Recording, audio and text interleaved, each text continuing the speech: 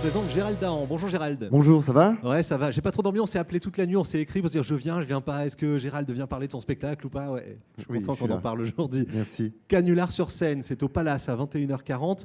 Pour la première fois, vous venez raconter l'avant et l'après des canulars que vous avez pu faire. Est-ce que vous avez détruit Absolument, des gens, voilà. C'est-à-dire que j'ai beaucoup été identifié avec les canulars téléphoniques plus qu'avec les spectacles. Et à force de discuter avec le public à la fin des spectacles ou dans la rue tout simplement, et de me rendre compte que les gens étaient aussi attentifs, sinon plus, aux anecdotes autour de tous ces canulars téléphoniques, j'ai décidé d'en faire tout simplement un spectacle, parce que c'est vrai que entre les scénarios, l'idée du scénario, le contexte, les conséquences que ça peut avoir, heureuses ou malheureuses, les dommages collatéraux, après 150 canulars faits à des hommes politiques et femmes politiques, il y a eu pas mal de choses qui se sont passées. Ségolène Royal m'a consacré 2 pages dans son livre. Raymond Domenech m'en veut à vie. Bon, il y a eu des choses comme ça. Il y a des choses plus rigolotes, comme Patrick Bruel, par exemple, que j'ai croisé et qui m'a dit je sais pas si tu te souviens de ce que tu m'as fait. Et je me souvenais plus, je lui avais fait un canular, mais surtout, j'avais oublié de lui dire que c'était une blague, par exemple. Et donc, je l'avais appelé avec la voix de Philippe Douste-Blazy, qui était ministre de la Santé à l'époque, et je lui avais dit on vient de trouver le vaccin contre le sida. Il me dit c'est formidable, c'est génial. Je suis médecin, je vais faire le vaccin, et j'aimerais lancer une campagne de sensibilisation auprès du grand public pour inciter les gens à se vacciner. Et toi qui es populaire, Patrick, ce serait formidable que tu le fasses. Il me dit oui, je suis d'accord. Je dis bon, ben, je t'appelle pour les modalités. Tout d'abord, je tiens à te rappeler que, comme tout vaccin, on t'inocule le virus à l'intérieur. Il fait ah oui, d'accord. Je te rassure, il est fiable à 93%. Il dit, ah oui, il y a quand même 7% de risque. Je dis non, je te rassure, regarde, la grippe, il y a 80% de fiabilité. À partir de 80%, en médecine, on dit 100%. Donc, pas de problème, je te rappelle et je te remercie d'avoir accepté. J'ai ensuite essayé de le rappeler pour lui dire que c'était une blague, il n'était pas joignable.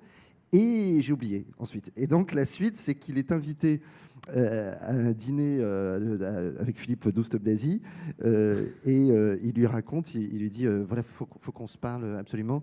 Et il dit oui, bien sûr, je t'écoute. Bon, j'ai réfléchi, tu sais que c'est presque un cas de divorce avec ma femme. Et je vais pas m'inoculer le virus du sida.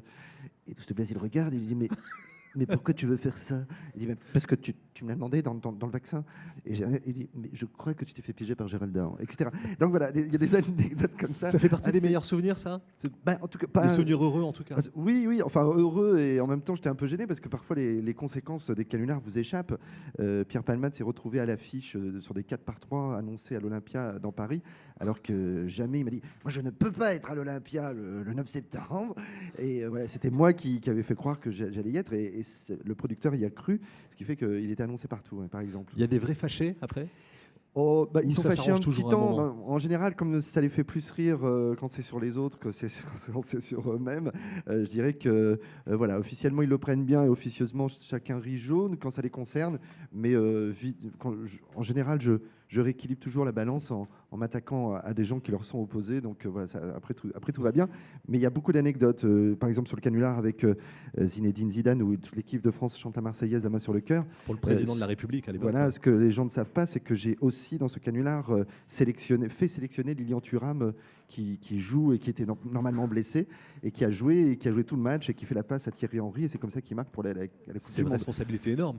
Oui, il y a une réussite là. Ouais. Voilà, c'est ça. C'est assez drôle de voir les interactions avec la réalité, comment un canular peut changer le cours des choses. Et sur scène, il y a une mise en scène assez inédite, c'est que je fais revivre au public non seulement les coulisses, mais aussi le canular en lui-même, puisque j'ai isolé la piste de la personne que j'ai piégée. Donc ça me permet de rejouer la scène en refaisant mes parties.